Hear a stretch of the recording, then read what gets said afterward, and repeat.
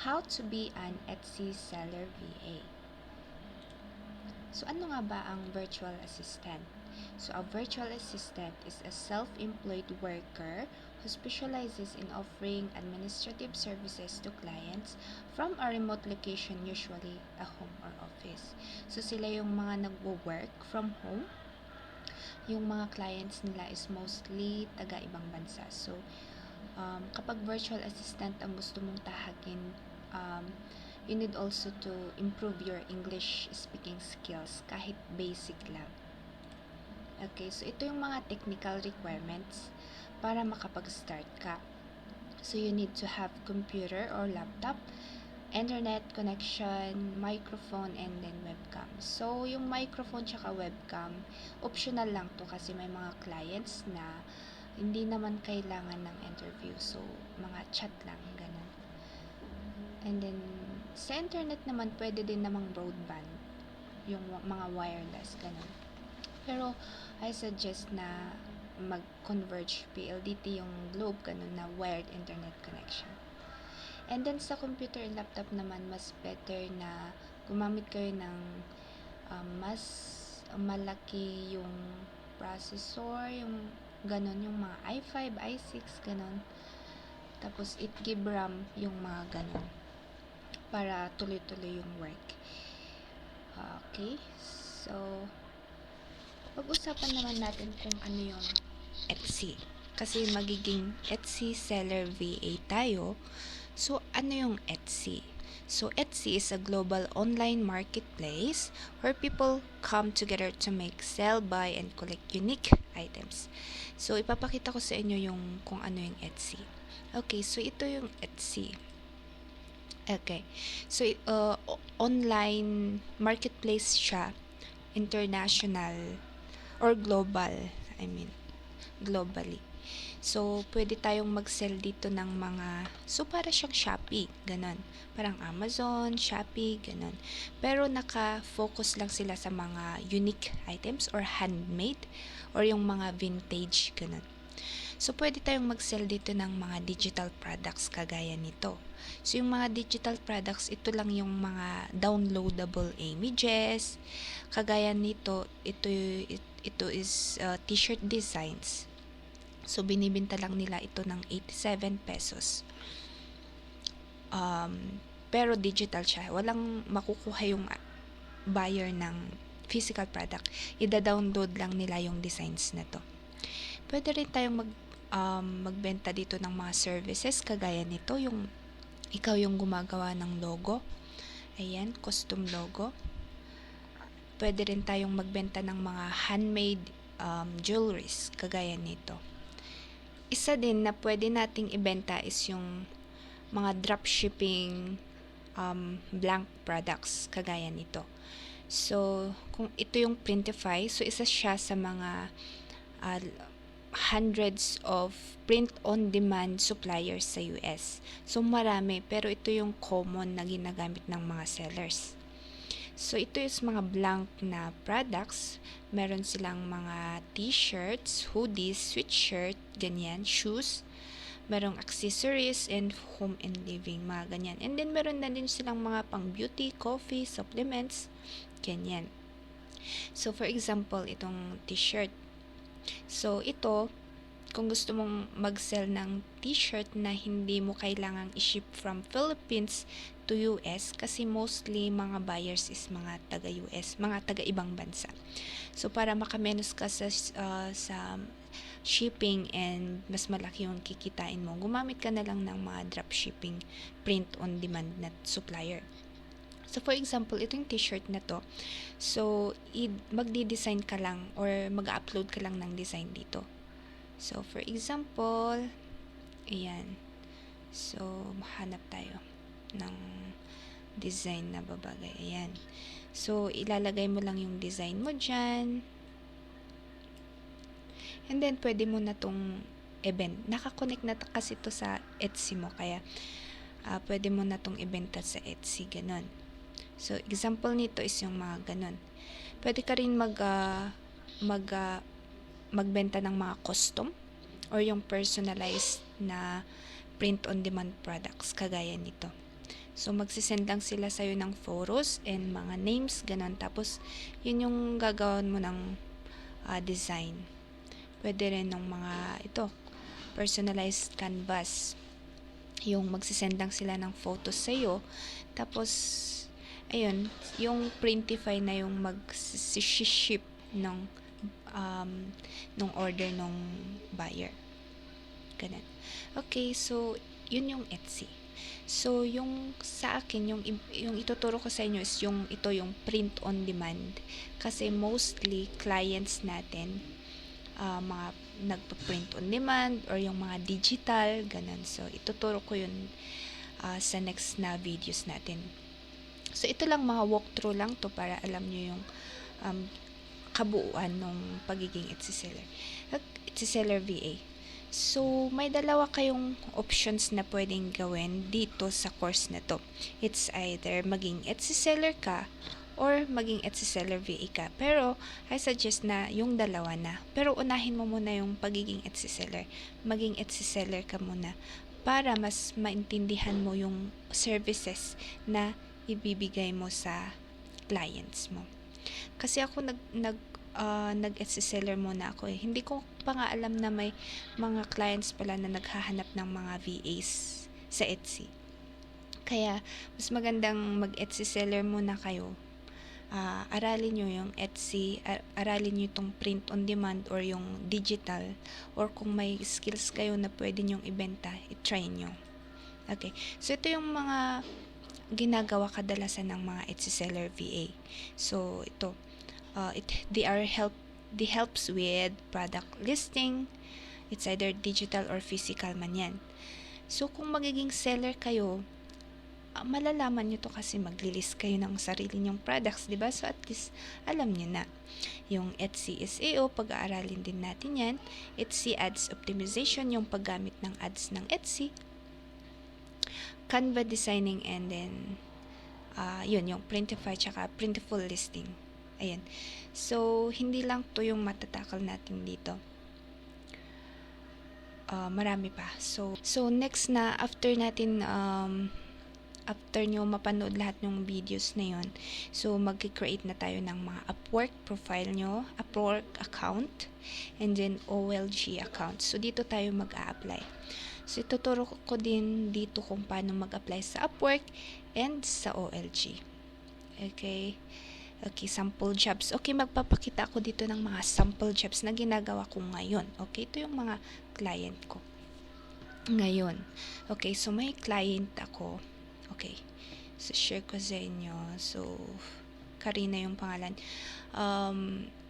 Yung ginagawa ko dito is, check natin kung nagre-record. Okay, so yung ginagawa ko lang dito is, alam nyo ba, nagsisend lang ako ng messages. Yun lang. So, kapag may nag-order, kasi tong shop na to, kung titignan natin yung shop na to,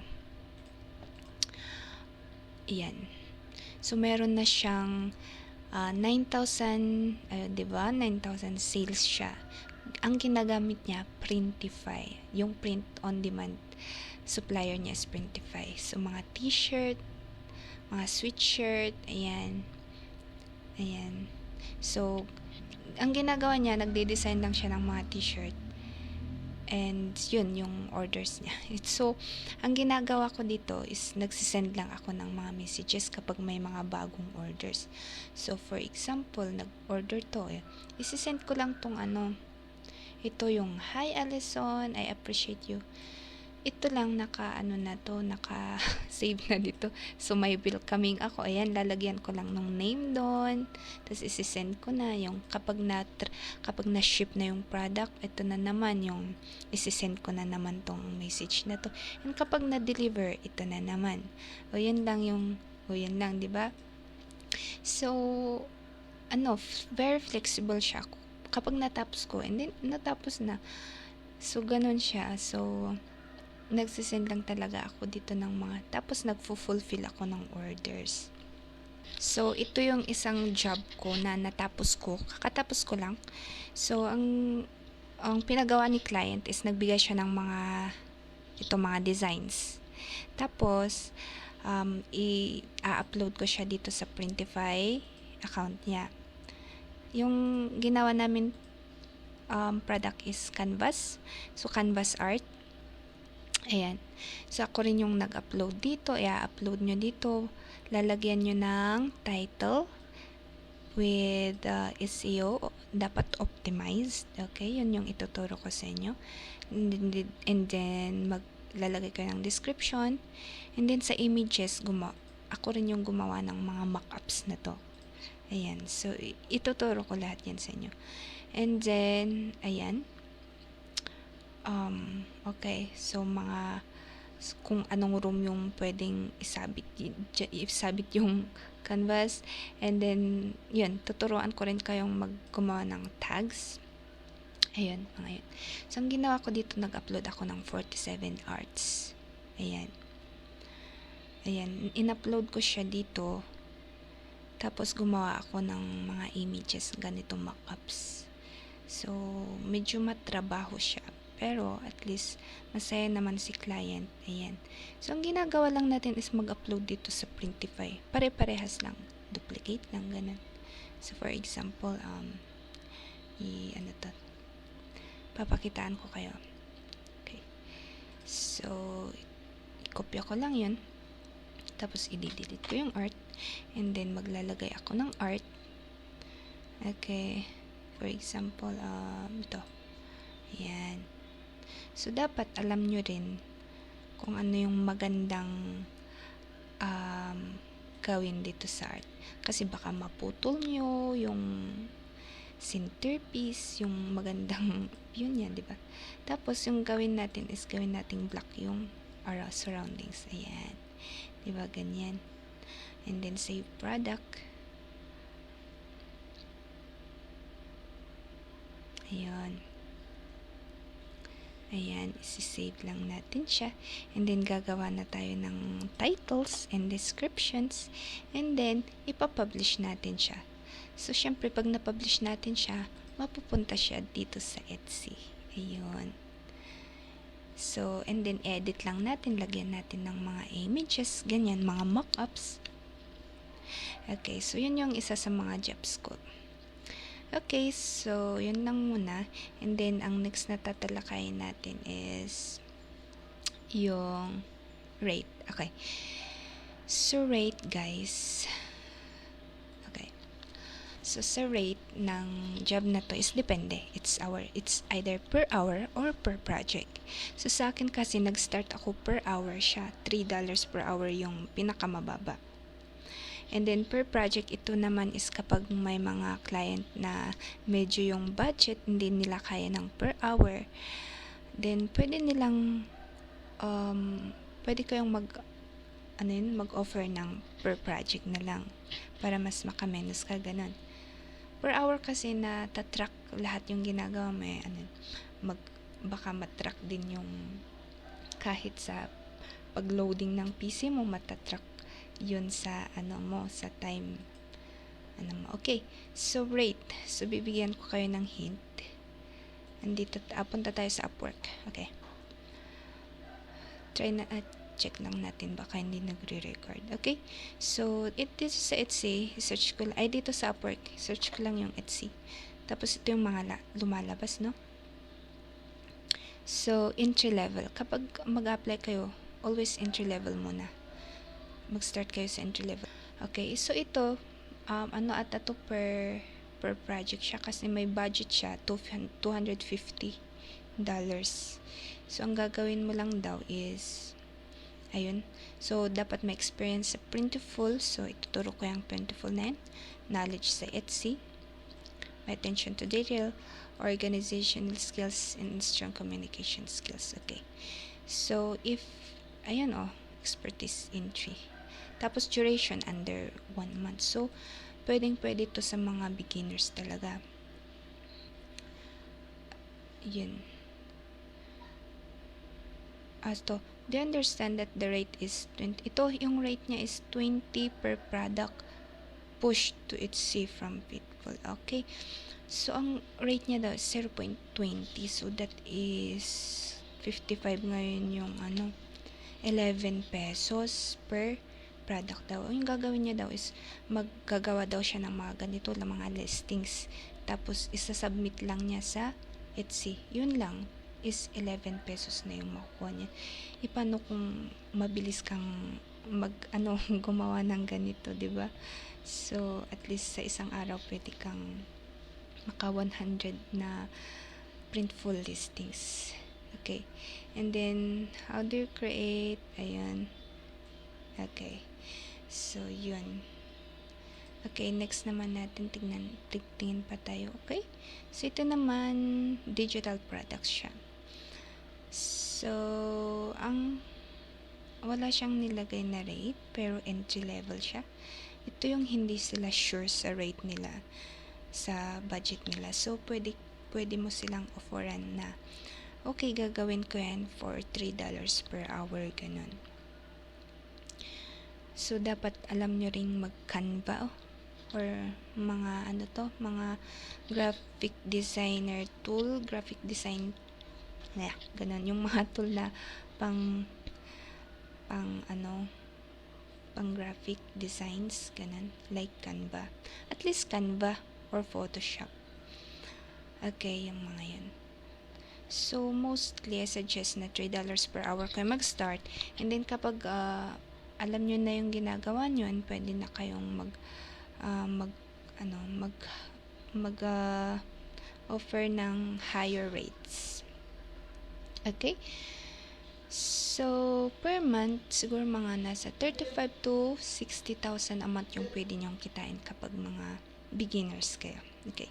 So, thank you for watching. So, sa next videos natin is, yun nga, saan na yun?